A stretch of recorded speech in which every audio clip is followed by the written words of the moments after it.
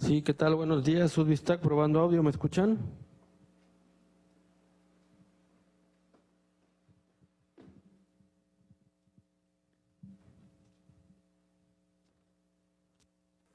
Hey, hey.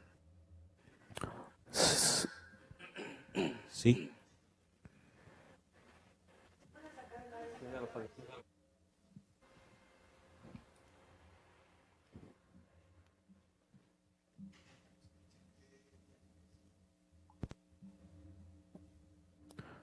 Hola, Stock, Veracruz, te escucho.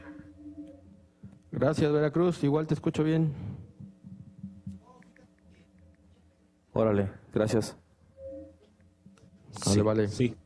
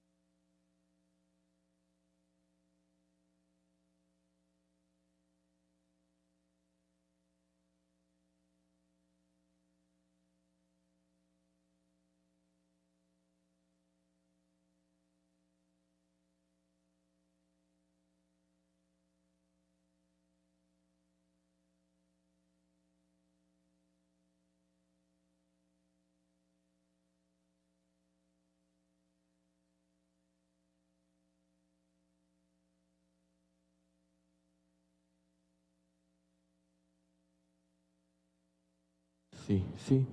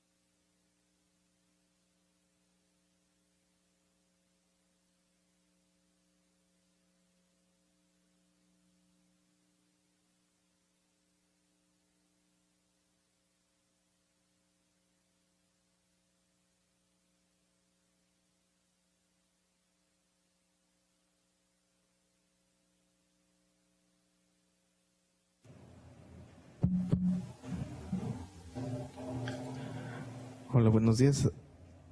A las regiones aquí, Poza Rica, ¿sí me escuchan?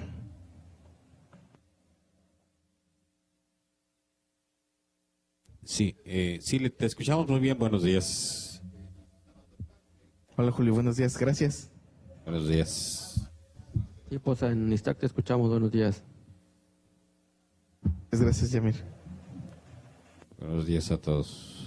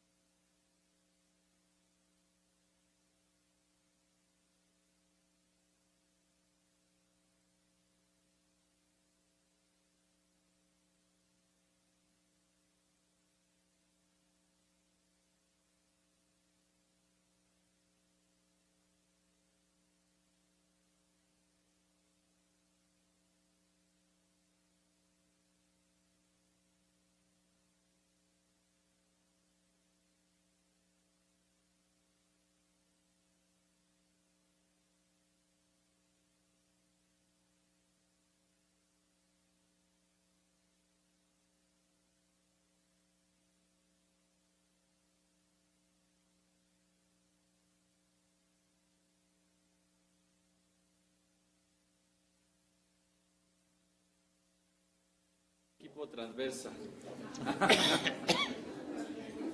Véngase para acá o allá están bien. Está más cerquita. Acá hay mucho lugar. Enfrente hay mucho lugar. Ah, bien. Está bien. Eso.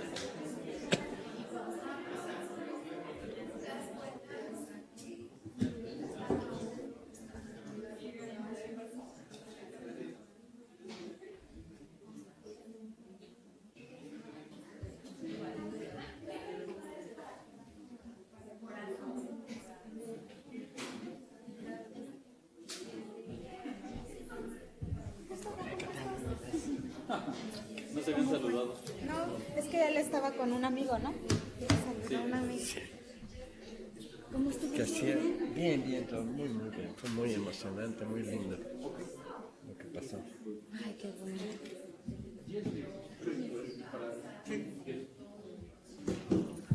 Ay, vas a tener que regalarme una hoja de tu agenda.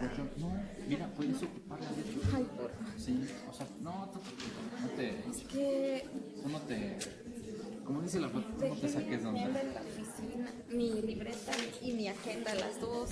Mira, yo lo que hago que En cuando una ya pasó, pasada. ándale. Ay, gracias, gracias. Así se Sí, así se anunció, exacto.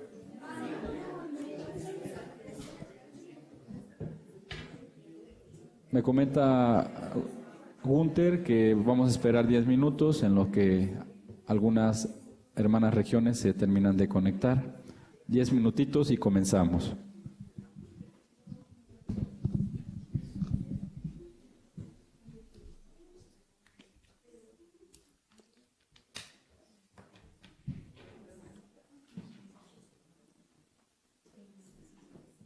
¿Tienes todo el lapicero, todo, Gustavo? Todo está bien. Ok.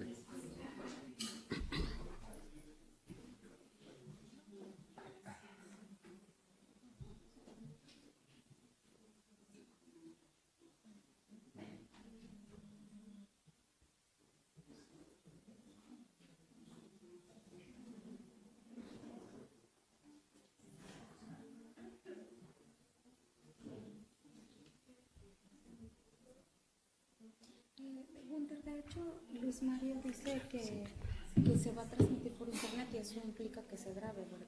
Sí, porque también se graba. Sí, también después lo vamos a tener.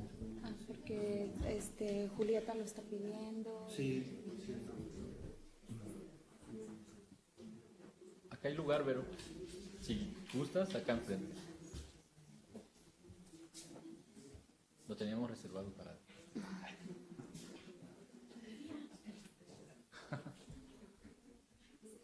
Ese está.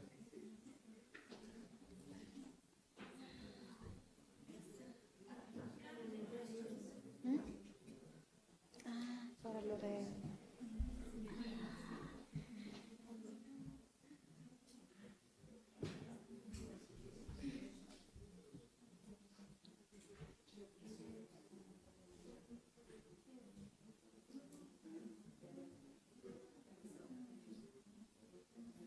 Entonces el amigo no lo veías hace mucho. 35 años. Y no teníamos forma de localizarnos. Entonces fue muy lindo que viniera y Vio el cartel. no lo había visto, sino que vio a Luisa Paré y Luisa Paré lo mandó para acá. Ella está en un foro ahorita, entonces Luisa lo mandó para acá. Le dice, Es tienes que que hoy irte para había allá. un foro de café, observatorio de café, creo que Sí. Y ahí estaba Luisa, que era de las organizadoras, entonces lo mandó para acá. Qué bueno.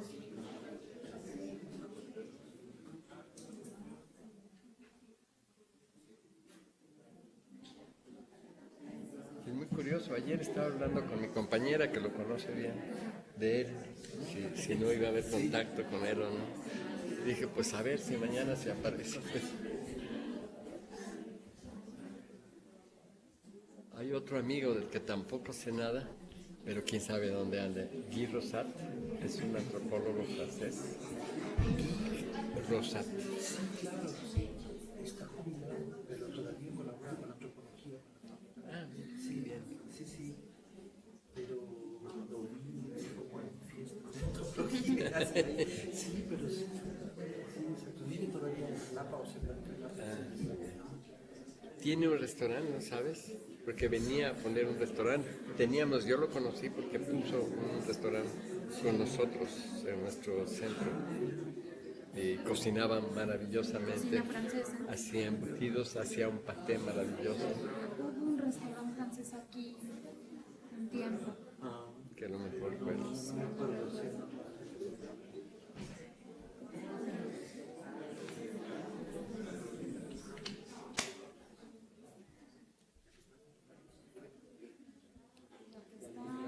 Sí. ¿Tú sabes qué sedes hay, Chantal? O sabes? Creo que solo Montaña se iba a conectar, ¿eh? Porque las otras tienen encuentros de Mira, Costa egresados. Rica está arriba ahora, pero no hay nadie. Sí. En esta zona también solo una persona, pero en Veracruz también. En Ixtazotl, ¿es Eric? Eric. Ah, pues habría que preguntarle, así nos está oyendo. Sí, hola, buenos días. Es Eric. Saludos a todos. Saludos. ¿Qué solito? Sí, por el momento todavía está lloviendo mucho. Sí, la verdad es que está lloviendo en todas partes. En todo el Veracruz está lloviendo. Entonces, Gustavo, pues más o menos Gunter, Chantal, que se explaya, que tenga la libertad y una hora, tú velo si tiene una hora y fracción para que y a partir de ahí, ¿quién interviene primero, Chantal? Okay. Y después tú.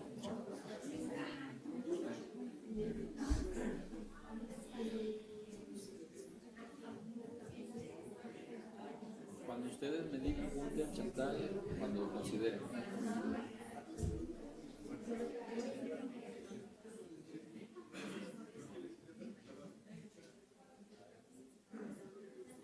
Todo el mundo va llegando a la hora. Esa es la verdad.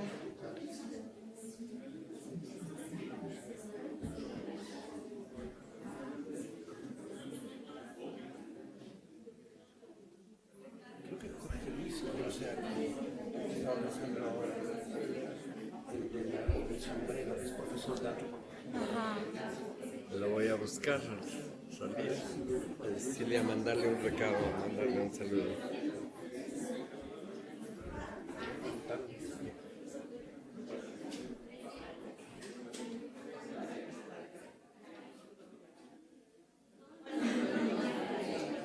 Luis Rubén. ¿Acá hay lugar? Siéntate. ¿Acá hay lugar?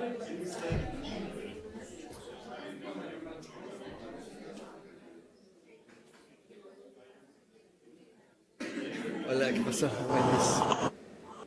Hola, muy buenos días. Ah, tú eres el coordinador de la maestría. Sí, nos conocemos. Muy bien, y felicidades por la evaluación PNP. Ah, bueno, pero ya presentaste un logro. Cumplir con todos los requisitos. Ya, olvídate del resultado. Ya.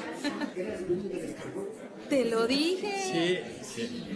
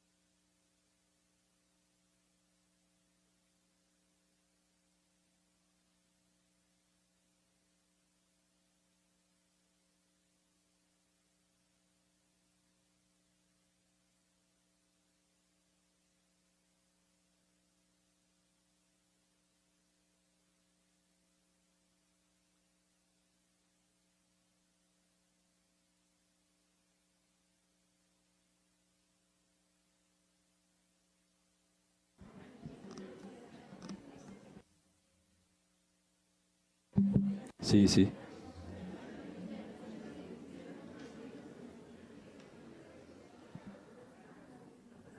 Buenos días, vamos a irnos acomodando, literal, para estas 4 horas, vivirlas aquí con la presencia de Gustavo. La idea es que tengamos un conversatorio, un espacio de encuentro y de conversación. Le damos la más cordial bienvenida a nombre de la Universidad Veracruzana, especialmente de la Universidad Veracruzana Intercultural, que representa la doctora Chantal Meseguer, del Centro de Investigaciones en Educación, que coordina el doctor Edgar González Gaudiano, del Centro de Ecoalfabetización y Diálogo de Saberes, que coordina el doctor Helio García, y de la Cátedra UNESCO Ciudadanía, Educación y Sustentabilidad Ambiental del Desarrollo de la Universidad Veracruzana. Estamos muy agradecidos con Gunter, con Gustavo, con Chantal de tener este espacio con ustedes a esta conferencia magistral que tuvimos que denominar así por llamarle de alguna forma, denominada El regreso de los comunes y el papel de las universidades. ¿Se puede esta cosa? Ya. ¿No? Ya no. Bueno. Sí, bueno, el papel de las universidades. Muy agradecidos de que Gustavo se encuentre con nosotros. ¿Quién es Gustavo Esteva? Cuando le solicitamos una reseña con Gunter, nos envió la siguiente. Dice: Gustavo Esteva es un luchador social y un intelectual público desprofesionalizado. Es articulista de La Jornada y ocasionalmente escribe en The Guardian. Está involucrado en diversos movimientos sociales.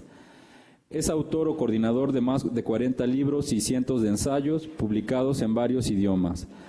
Ha recibido diversas distinciones académicas como el Premio Nacional de Economía Política, el Premio Nacional de Periodismo y un doctorado honoris causa. Colabora en el Centro de Encuentros y Diálogo Interculturales, la Universidad de la Tierra en Oaxaca y diversas organizaciones y redes nacionales e internacionales. Vive en un pequeño pueblo zapoteco en Oaxaca, como diría el amigo Gustavo, a 8 kilómetros de donde vivía su hermosa abuela, que eso siempre como amigo lo comenta. Muchas gracias a todas y todos, a las hermanas, compañeros de las regiones. La dinámica será la siguiente: Gustavo nos dará su conferencia. ¿Sí? ¿Que no? A ver, por ahí en UBI Montañas, compañeros, creo no se pueden sincronizar. Si es en este momento todavía podemos. A veces lo que ocurre es que durante estos minutos se van. Exacto. Entonces escucharemos a Gustavo y después tendremos toda la calma para entrar en este conversatorio, donde equitativamente trataremos de dar la palabra, ofrecerla a Chantal, a Gunter y a todos los que querramos participar. Es un desafío, pero porque somos muchos, pero pues creemos que es posible escucharnos. Muchas gracias y voy a pedir un aplauso para Gustavo con el cariño que se merece por su presencia. Gracias, Gustavo, por estar aquí entre nosotros. Adelante, querido Gustavo. Buenos días a todas, a todos. Ante todo, muchas gracias a todos los que estuvieron en el complot para que finalmente se realizara el sueño de estar aquí. Gracias a todas y todos ustedes por estar aquí esta mañana. Hace mucho tiempo, Juan José Consejo señaló: después de la cumbre, todo camino es descenso. Lo decía con tristeza después de la Cumbre de la Tierra en 1992. lo que parecía, lo que iba a ser el gran triunfo del movimiento ecologista de 20 años de trabajo ecologista formidable. Tenemos que recordar en los años 80 la vitalidad de ese movimiento en el mundo entero, que en México tenía manifestaciones gloriosas, resultó un sonado fracaso. Primero por la presión de ese movimiento, Naciones Unidas sintió la necesidad de reaccionar y nombró la famosa Comisión Brundtland, en quien se puso una gran esperanza, y que terminó produciendo esa aberración del desarrollo sustentable, que como se dijo entonces era un afán de sustentar el desarrollo, que ya era una bandera deshilachada, que ya estaba en agonía, no de sustentar la naturaleza y la cultura, que es lo que se había estado buscando. Y la misma presión produjo la Cumbre de la Tierra, y llegaron a Río todos los dirigentes de todos los países del mundo al más alto nivel de representación, y había 100,000 ecologistas en Río entusiasmados con lo que habían conseguido. Y el resultado de la Cumbre de la Tierra fue entregar todas las decisiones y la operación a los culpables del desastre, confiando en su buena voluntad, pensando que iban a cambiar el tipo de comportamiento que había motivado la Cumbre de la Tierra. Empezó la decadencia del movimiento ecologista.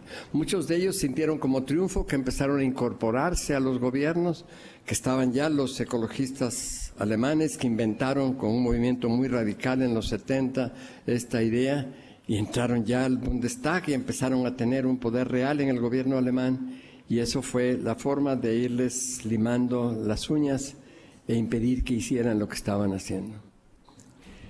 La revista inglesa The Ecologist, que muchos consideran, sobre todo entonces, que era la Biblia del movimiento ecologista, decidió en ocasión de la Cumbre de la Tierra mandar a su equipo a recorrer el planeta entero para ver qué pasaba a ras de tierra, qué pasaba en los pueblos, en los barrios, qué estaba pasando allá abajo con los temas que se estaban discutiendo. Lo que quisiera subrayar, y es la razón principal de traer estos recuerdos a nuestra atención, es que cuando recorre el mundo ese equipo muy inteligente, muy capaz, muy apto, muy sensible, lo que encuentra por todas partes, lo que descubre y que le parece asombroso lo que ha descubierto, es el movimiento de los commons. El libro que publica enseguida tiene como subtítulo La recuperación de los commons, y se siente obligado a hacer una especie de recorrido histórico, de decir el capitalismo empezó con eso que se llamó the enclosure of the commons, el cercamiento de los ámbitos de comunidad, y cuenta qué ha pasado con esto y cómo de pronto en 92, hace 25 años, ese movimiento ya es un movimiento vital y universal, está en todas partes. 25 años después, ese movimiento es quizás el movimiento más vigoroso como movimiento social, con una sola dirección, con una cierta dirección común que podemos reconocer hoy.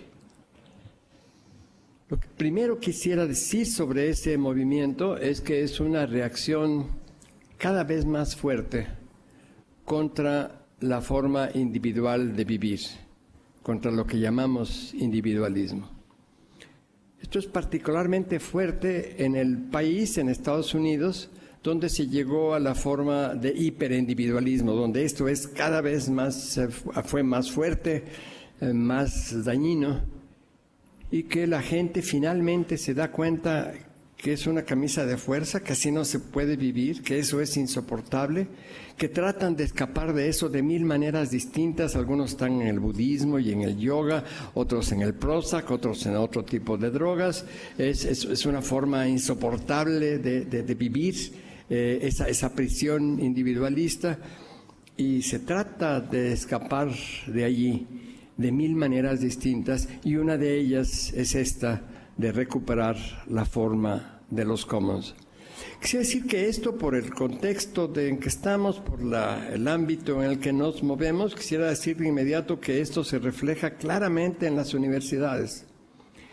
El MIT, el Massachusetts Institute of Technology, que es una de las universidades más prestigiadas en el mundo, que por cierto presumen siempre que ellos son los innovadores pedagógicos del planeta, Ellos cuentan, miren, en 1852 nosotros hicimos esto y esto, lo copiaron otras universidades y al rato el mundo entero lo imitaba. Y luego hicimos esto otro y así cuentan una historia en que ellos habrían creado toda la forma pedagógica actual. Para llegar a la MIT hay prácticamente que matar a todos los compañeros.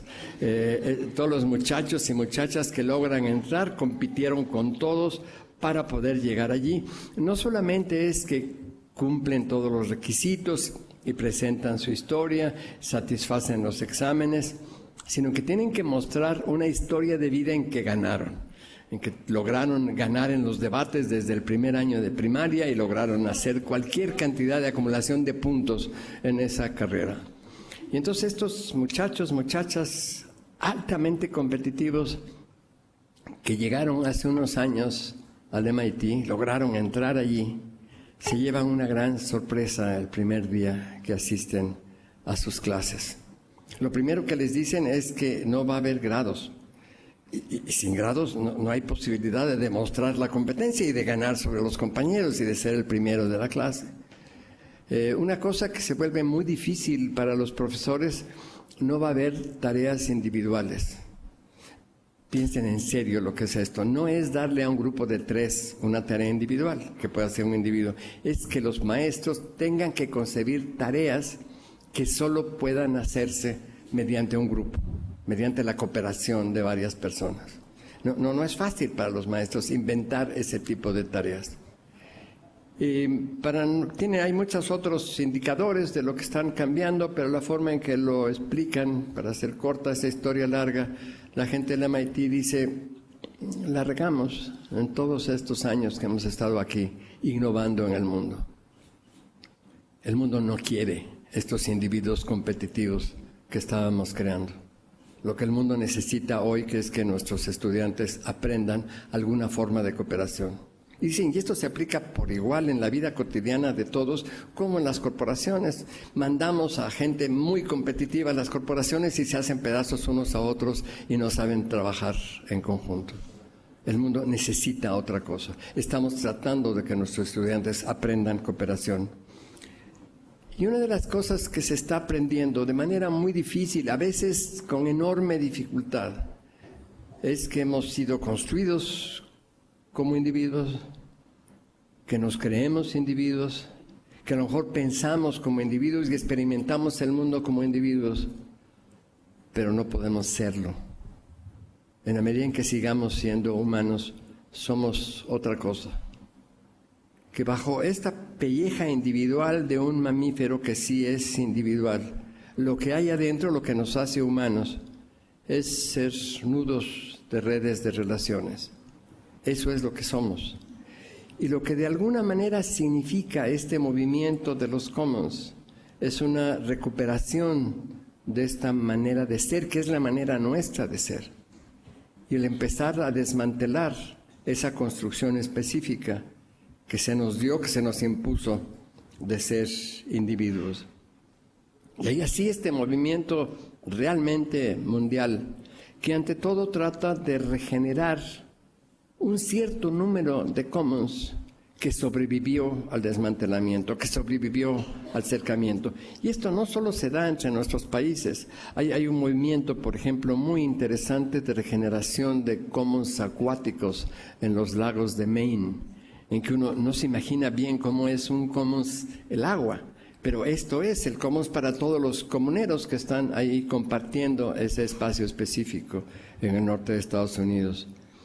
Y está la recuperación de commons en algunos lugares muy conocidos, como los zapatistas, que recuperan 250,000 hectáreas, pero hay muchos casos muy poco conocidos. De Perú nos llega la información de Fujimori o de Sendero Luminoso, no nos llega la información de que los campesinos indígenas de Perú silenciosamente recuperaron 1 millón de hectáreas en donde producen hoy a su manera tradicional 40% de los alimentos del Perú. Esta recuperación se hizo con este movimiento en que el arma principal eran las pinzas y era muy claramente, simbólicamente es muy fuerte el hecho, lo que ellos hacían es con sus pinzas destruir los cercados que los habían despojado de sus espacios propios. ¿Perdón? No, es que ya están conectadas Grandes Montañas, la UBI Grandes Montañas. Ah, perfecto. Gracias. Magnífico, bienvenidos. Hola. Gracias. Gracias, chicos. Voy con... Apaguen su micrófono, por favor. Gracias. Entonces, en Perú, con las pinzas estaban rompiendo los cercados. De hecho, hay una bellísima canción que a lo mejor ustedes han oído alguna vez, A Desalambrar. Viene de allí esa canción. Esto es lo que hacían, desalambraban esto que eran sus espacios propios de vida. Y quizás el movimiento más interesante es el de la creación de nuevos commons. Esto implica que están proliferando como hongos en todas partes, en las ciudades y en el campo, estos nuevos commons que no existían antes, que no se recuperaron, que los crean estas personas individualizadas, construidas en los últimos siglos, en los ámbitos urbanos sobre todo. Y ese movimiento de creación de commons se combina con otro de los que quieren darle las mismas reglas de los commons al aire, a los océanos, a los bosques, al Internet, a todos estos espacios que parecen que pueden tener algo común y que deben tener otro tipo de reglas. Tenemos un serio problema en la traducción de este término que se usa en el mundo anglosajón de los commons. Sí, es cierto que así nació el capitalismo. Hay una huella muy importante que debemos retener, de que es en ese espacio del capitalismo en Estados Unidos, en Inglaterra, donde nace el capitalismo, donde se da esta destrucción de los commons, con una cosa que me parece muy importante subrayar. La destrucción de los commons representa el principio de creación del hombre necesitado, del hombre que tiene necesidades. Que a medida que son expulsados de donde tienen sus medios de subsistencia, los comuneros tienen inmediata necesidad de refugio, de empleo, de alimento, de todo lo demás. Aquí quisiera subrayar esto en términos muy personales. Cuando yo era niño, hace mucho tiempo, la palabra necesidades tenía solamente un uso. Cuando mi madre nos decía, cuando lleguen a casa de su tío, le pregunta dónde pueden hacer sus necesidades. No las teníamos, las hacíamos. Y cagar era la única necesidad que teníamos. Y con esto quiero decir que en el curso de mi vida he visto la creación de todas las que hoy llamamos necesidades. Y en todos los casos, la creación de las necesidades, como en la historia, en la parábola que representa el cercamiento de los commons, la creación de necesidades se basa en el despojo. Todos los que estamos ahora en este salón o allá en las montañas, todos estamos respirando, no necesitamos aire. Si de pronto nos sacan de aquí y nos avientan en medio del océano, particularmente si no sabemos nadar, tendremos una necesidad desesperada de aire. Esta es simplemente una metáfora de que toda necesidad, todo lo que planteamos como necesidad hoy, todo lo que sentimos que necesitamos, ha sido creado mediante el despojo. Que cada necesidad se crea a partir de un despojo previo. Y aquí quisiera decir algo más que va a ser un poco una especie de pantalla de todo lo que estamos diciendo. Lo que principalmente ha significado el capitalismo es la configuración de todas nuestras necesidades y de nuestros deseos en la forma de una mercancía. Que ya no tenemos nuestras necesidades y deseos reales, sino que ahora tienen la forma de una mercancía. He usado para presentar simplificadamente el argumento que la mitad de los mexicanos ya perdieron la sed. Ya no tienen sed. Ahora tienen una adicción compulsiva a un refresco de cola. Cuando sienten esa necesidad compulsiva, no puede uno ofrecerles un vaso de agua, no calman su necesidad. Tienen una necesidad urgente de algo que tiene la forma de una mercancía específica. Pero quisiera subrayar que esto es realmente general e incluye a nuestros deseos, incluso los más íntimos. Que hay muchos niños, adolescentes hoy, cuyos primeros deseos, impulsos sexuales tienen ya el sentido de una mercancía.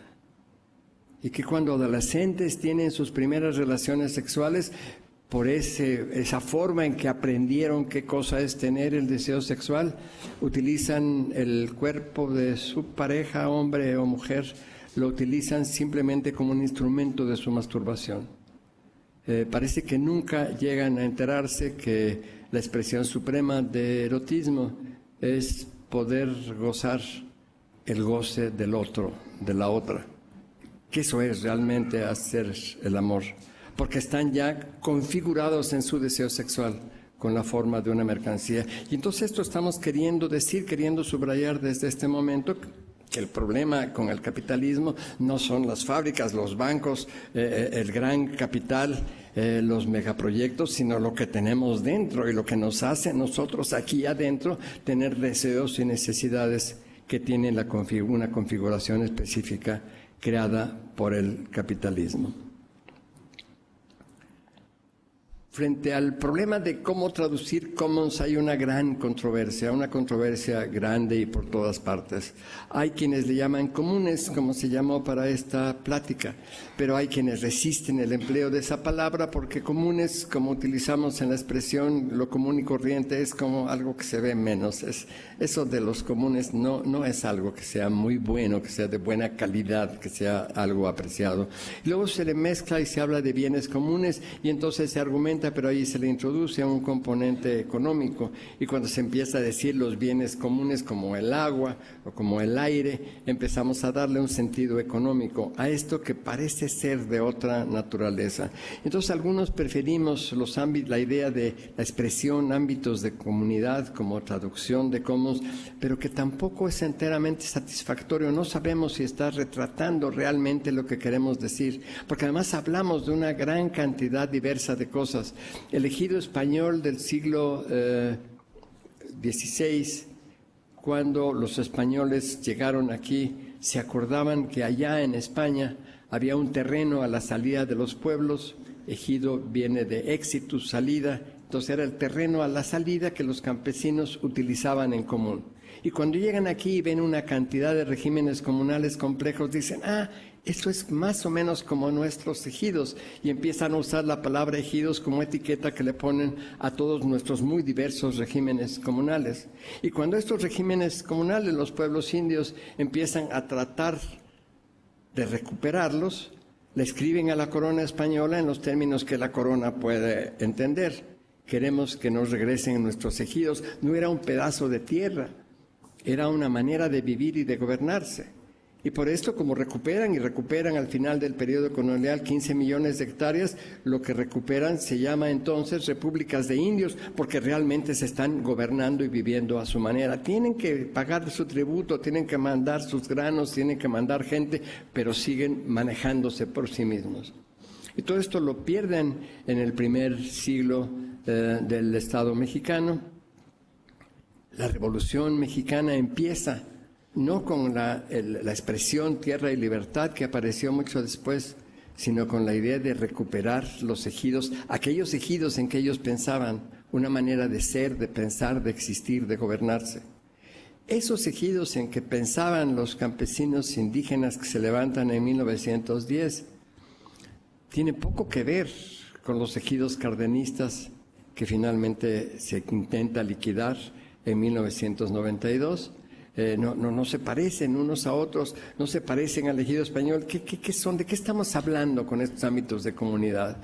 ¿Por qué le llamábamos así a una tertulia que duró 10 años en el Centro Cultural El Disparate, en la colonia San José Insurgentes, en la Ciudad de México? Se reunía todos los jueves a las 4 de la tarde y, por cierto, a esa misma hora se reunía en California Lee Benson con sus amigos a leer a Paul Woodman o a Huck Finn. O eran grupos que anticipan de alguna manera lo que aquí fue 10 años después el grupo lúdico que en algún momento daría lugar al Centro de Ecodiálogo.